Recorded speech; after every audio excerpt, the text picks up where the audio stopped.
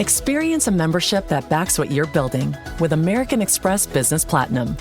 Enjoy complimentary access to the American Express Global Lounge Collection and a welcome offer of 200,000 points after you spend $20,000 on purchases on the card within your first 3 months of membership. American Express Business Platinum. There's nothing like it. Terms apply. Learn more at americanexpress.com/business-platinum. Saturday presents, in the red corner, the undisputed, undefeated Weed Whacker Guy. Champion of hurling grass and pollen everywhere. And in the blue corner, the challenger, extra strength Saturday. Eye drops that work all day to prevent the release of histamines that cause itchy allergy eyes. And the winner by knockout is Saturday. Saturday, bring it on. They got Willa. They got my daughter. I need to find her. Ah! From acclaimed director Paul Thomas Anderson. You can save that girl.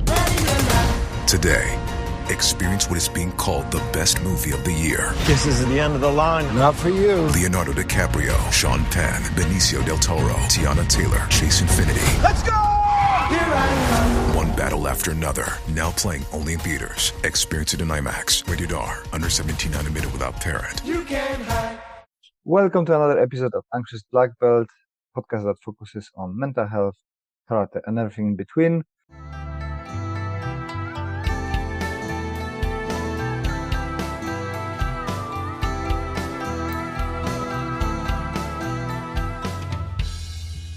Make gifting easy with Benson and Clegg. Handcrafted cufflinks, luxury accessories, and a proper British style. Trusted since the 1930s by royalty. Get 15% off with code KARATE15, exclusively for Anxious Black Belt podcast listeners. Shop now at bensonandclegg.com. Today my pleasure is to talk to Sensei Patrik Visnovsky from Goju-Ryu, a fellow foreigner in the UK and an author of an awesome book, Karate Kinetics. How are you, Patrik?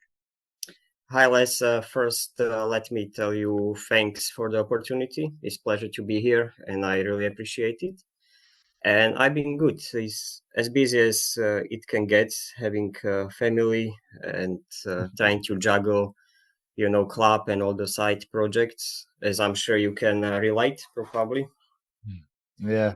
So it's been good but busy, but can't complain. That's good to hear. When did you move to UK?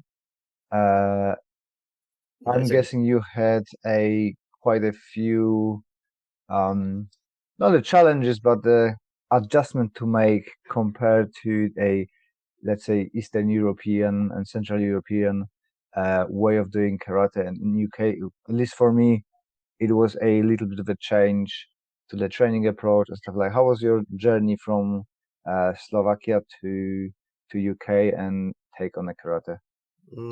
That's a very good question. And like you said, it's a big change. So I started in Slovakia. I was 7 years old.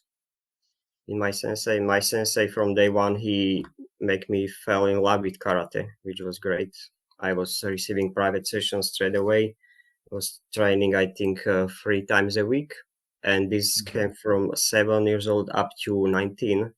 When I had to make decision, okay, do I do now university? Do I travel the world? Do I get a job? This kind of stuff. And I got in touch with Leo Lipinski Shihan. He was based in the UK. And he asked me this very question, like what I want to do. So I replied, I don't want to go university, 100% not. If I have choice what I want to do, I just want to do karate. And he said, well, maybe I can help you with that. So come to UK, we will check your karate. And if you are good enough, I have clubs, you can teach in the clubs. So this is how I came to UK. I was basically recruited to teach karate. And I was living in his living room, basically sleeping on his sofa for the first 2 years. But it was experience which you cannot buy. You just need to go through it, basically. So this is how I got into the UK. It was a one-way ticket. But I don't need to explain you the challenges of English is not your first language, and especially the first few months it was very, very challenging. But I was training a lot, and we got good relationship with Leo, and it was good. At the end, he opened me 3 clubs, so I was teaching 6 days a week, and the seventh day, which was Sunday, was always training. He was having these little closed seminars for his instructors. At that time, it was Sensei David Lewis as well, who passed away sadly a few years ago. But this is how I got to UK, and like you said, the challenges of the foreigner in the UK. I think UK can be very welcoming country, full of opportunities, but at the same time, is very, very tough country for people like us who are trying to make their little mark, opening our own clubs at the end, trying to teach seminars, trying to publish books, for example, and stuff like this. So it's been a challenging journey, but very rewarding as well. Mm. Oh, you've been always in Goju-ryu, or did you have started the journey in karate in different styles? So I was simultaneously from day one. I was doing Shitoryu and Goju-ryu at the same time. So we was doing, we had like this mixed curriculum, and the gradings was mixed as well. So I was always doing Kurorunfa alongside Anans and stuff like that. So it was mixed. But for first, like let's say 15 years, I wasn't even aware of the styles. To be honest, we were just training, you know. Cool. So you had quite a journey from Slovakia and hitting straight away with a top caliber of a Goju-ryu instructor, which was Shihan Leo. How was the relationship with him supporting you in training? Was he very demanding teacher where he was like very supportive? Of course, he must have been supportive if you've been sleeping in his living room, because that's not what happens usually, right? So, can you tell more about him as a person? I never personally met him, but I heard a lot of things about him. No, he was very challenging person. He had very strong personality, and he was like, you will do it this way, everything else is wrong kind of attitude. So I went through that with him. It was definitely not okay. You go and you teach whatever you like. Or it wasn't like that. Even in when I was teaching some kata, and I did a little differently than he would expect, that it would be a big problem. So he definitely wasn't open-minded in that way. He was very, very strict, but at the same time, his personality was very soft, especially towards me. I can't talk about others, but he was supporting me a big time. And sometimes when I was even struggling with money, he would buy me flight ticket back to Slovakia and back so I can see the family. So I couldn't really complain in that sense. But it was definitely over the years after that, when our journey split, it split mainly because I wanted or I seen Goju-ryu or the approach to training and teaching different way. So we said, okay, it's not working anymore. I appreciate the time together, but I would like to do things differently now, maybe. So that's how we split. But that meant to this day, I'm very thankful, because I wouldn't be here without him, definitely. Yeah, well, it's an evolution of a person, of your journey. We kind of meet people, we work with people, we then move apart and grow of our own. So since then, you've been running your own clubs. You had I know from the book that you've got quite a few very successful athletes you produced on the world stage. My congratulations. So from that journey, you finished with the Chigan Leo. You started to teach your own classes, your own clubs. How was the process of developing the karate kinetics principles? If you guys want to know in the details, you can read the book. But if you could just guide us through that progression where you started seeing the connections and the patterns from your training to improving your students? So it's not a short story. It's we was just we didn't have any goal or even vision. All what we was doing is basically the same approach I was doing in Slovakia with my sensei. We was just loving it. We was training. I was very passionate about teaching my students, especially Alex from beginning. His parents was very supportive, and we was training an our peak of preparations 5 times a week, and it was in the parks. It was on the it was outside. Basically, we couldn't afford to rent the hall for the private sessions and stuff like this. But looking back at this, it was probably the best thing what could happen to us, because he developed the sense of balance and adjusting to slippery surface. On the grass, you train on many different surfaces and stuff like this. And somehow in 2017, he won the world championships. And it came like a surprise, because we went there basically, and it's 25 countries and all top level athletes. And somehow what we did and how we prepared, it worked. So then I tried the same approach to some other athletes, and it worked again. So then I was like, okay, we must be doing something right. I don't know what it was, to be honest, from beginning. And the karate kinetics, it was always my dream to write a book. But in my mind, it was always like books are written by these 60, 70 years old masters, with a lot of experience, a lot of knowledge, who know how to write. And I think you was actually one of the first people who motivated me so I can write the book as well. Because when your anxious black belt came out, I was like, okay, this guy, he's from Poland. I'm from Slovakia. Our language is English is not the first language. So there is difficulty to write properly in English, so other people would not only understand you, but enjoy what they read as well. And karate kinetics, first, it wasn't even like the structure of the book. I was trying to make the structure of the seminars so I can teach these principles easily. And whichever seminar I teach, I just can take the topic and do it kind of without thinking, like the structure, methodology, everything will be there. So I start writing basic principles of what we do at the training. And for each principle, I start writing the notes. And after like 20 pages, I realize I am writing a book. So obviously, I had to give it a bit of the structure, the introduction, and stuff like this.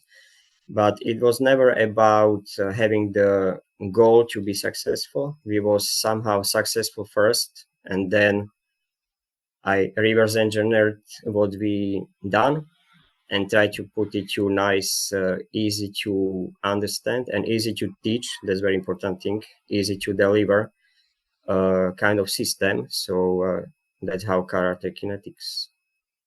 Yeah, I really liked the way you wrote the book, in the terms of that I was expecting a very difficult scientific knowledge and language be used, with all the terms and stuff.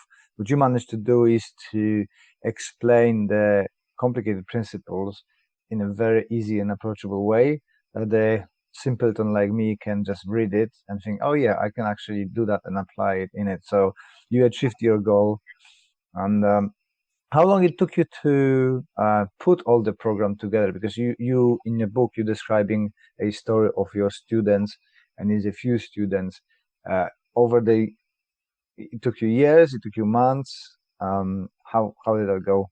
No, it took me months. It took me the whole summer, basically. Once I knew I wanted to write this book, it was very easy, because all the experiences and everything was there. I just had to put it to some structure.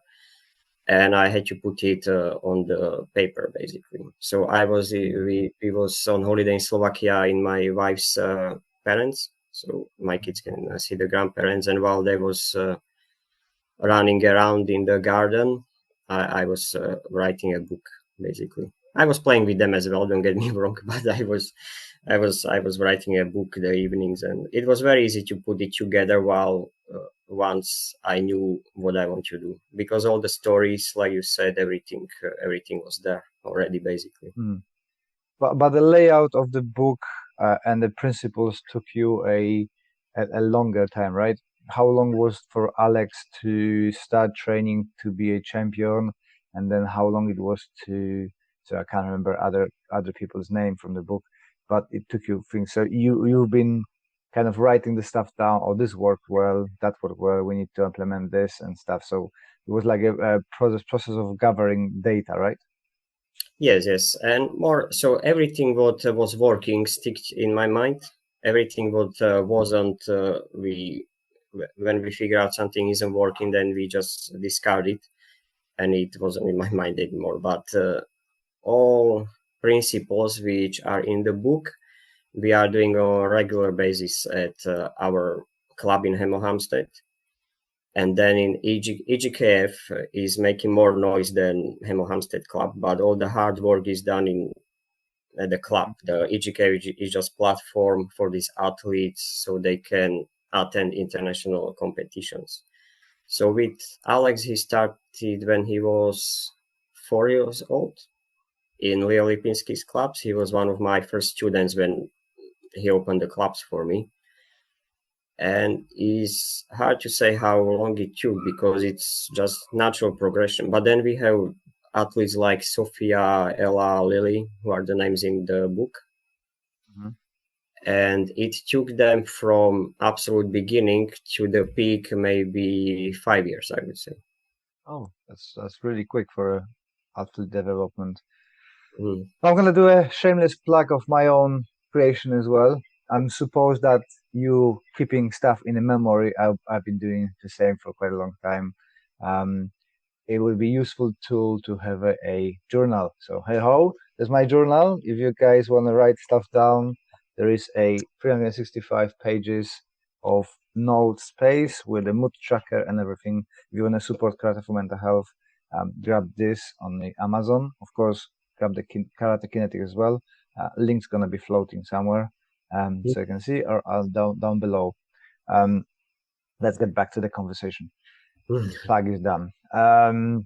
So you've been around the competition scene for quite a long time. Have you been competing as well with the success from your own training, or is it just you are a better coach than karateka as an athlete?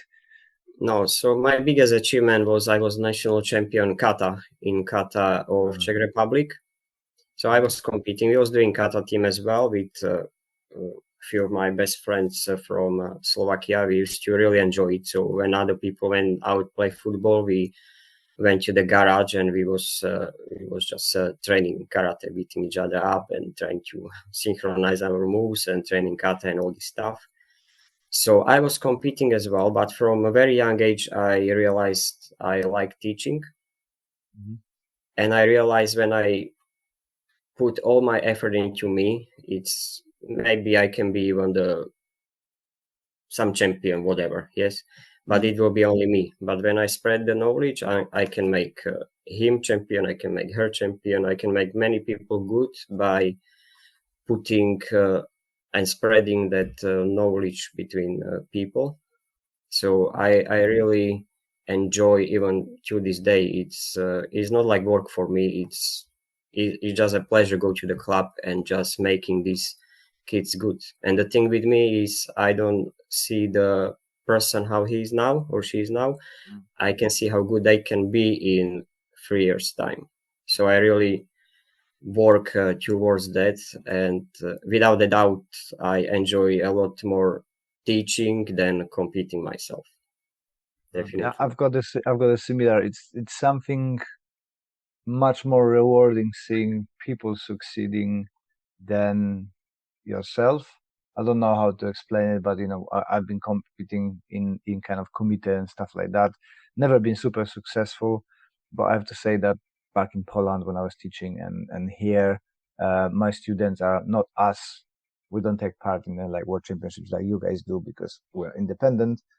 But the little wins of the competition, it always feels better than when I do it myself. Always better to watch, but as well is more stressful. How do you cope with the stress of like being a coach on the national and international stage when you're going out there and your students, competing? It's for me, it's a nerve-wracking, very emotional, very personal. You're jumping in there, this judge is shit, this judge is doing something wrong.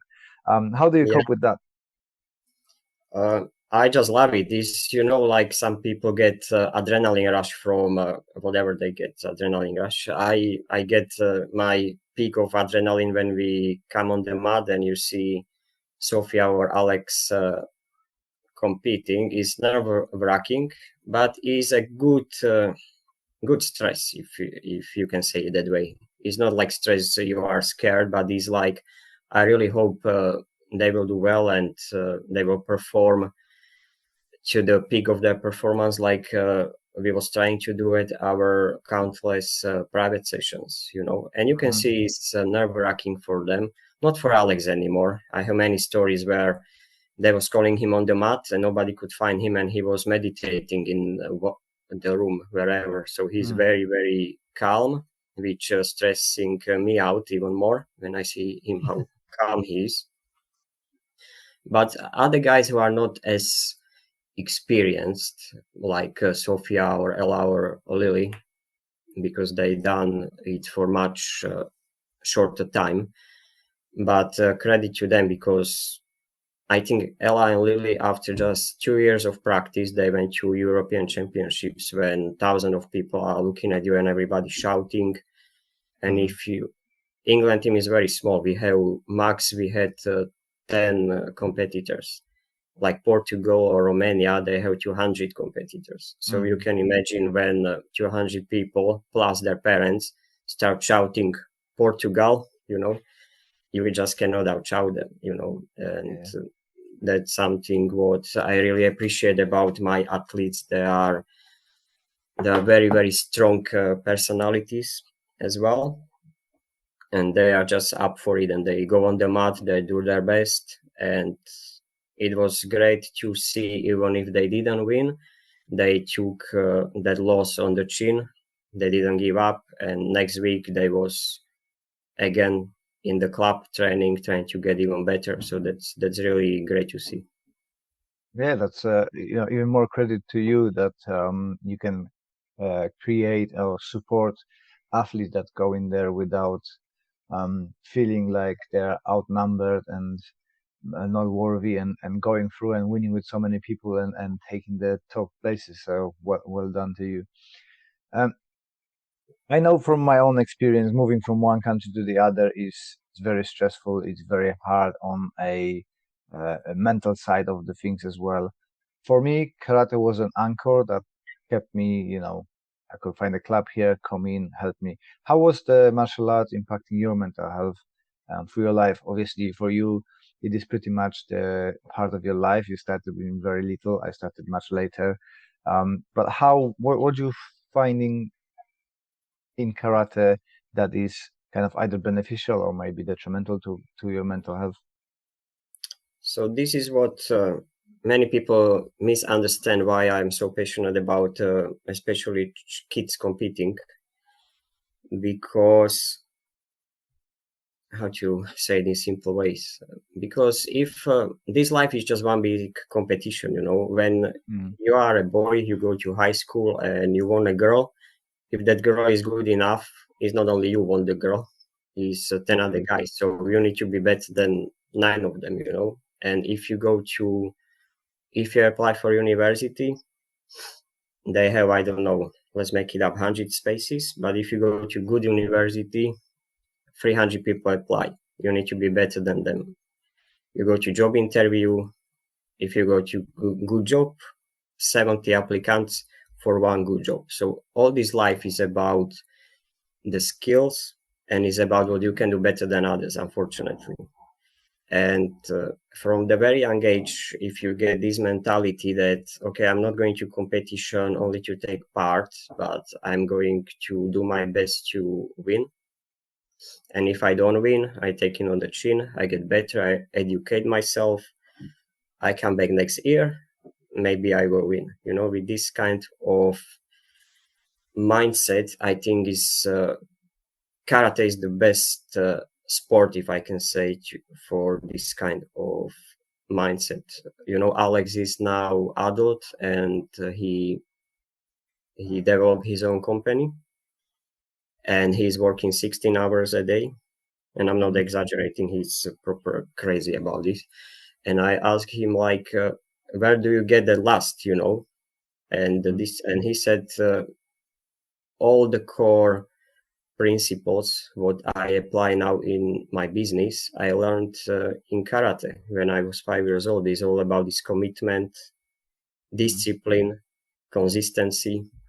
And for me, karate comes very naturally, so I don't think about what is karate giving me, but I do my best to think what I can give back to karate, if that makes sense. And I try to teach these principles to others in my club, and hopefully we are doing a good job. We will see. I'm sure you do. So the teaching of karate is your main job, or do you have to work as well? Sorry, my cat is pasturing me. No worries. I have full-time job as well. Yes. So All right. I teach 5 days a week, but it's like my part-time job. Let's say I have full-time job. I work in the office for a logistic international company, so I work behind a computer 8 hours every day. And after that, I take care of family and take care of club and federation. That's a very busy day. Yeah, it is. It is. So how when you start setting up the clubs in the UK, and then being part of the bigger federation, how do you find it all working out and managing the athletes, going on a competition, teaching and everything? That is consuming a good chunk of your time.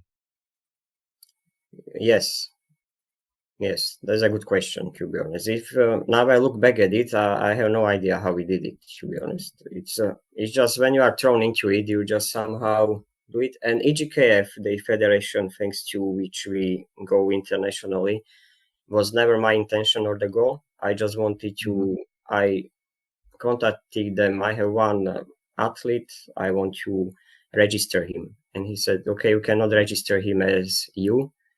We are the World Federation. You need to go as England, as country. Okay.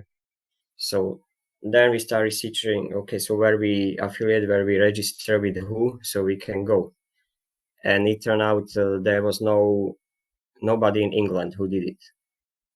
So they told me, okay, so you set up the federation, English Federation of Good Review, so you can go as England, not as you, Hemel Hempstead. So within days, as crazy as we are, we set up the federation. And I think it was a month before we went to Romania or Germany, now I'm not sure, in 2016. We didn't win anything. It was like, it was a long trip. It was a long practice, and it was maybe 2 minutes on the mat. And then all the flags went against Alex, and then we enjoy. I think it was Germany. We enjoy the food there, and we fly back. But then you have to start somewhere, right? Yeah.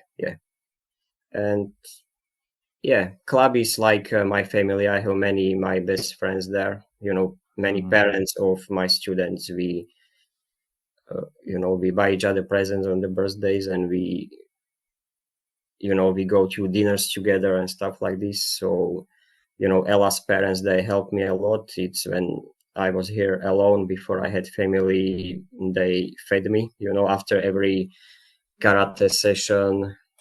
John, if you're watching, I still appreciate it. It was very good. His wife was making the dinners for me.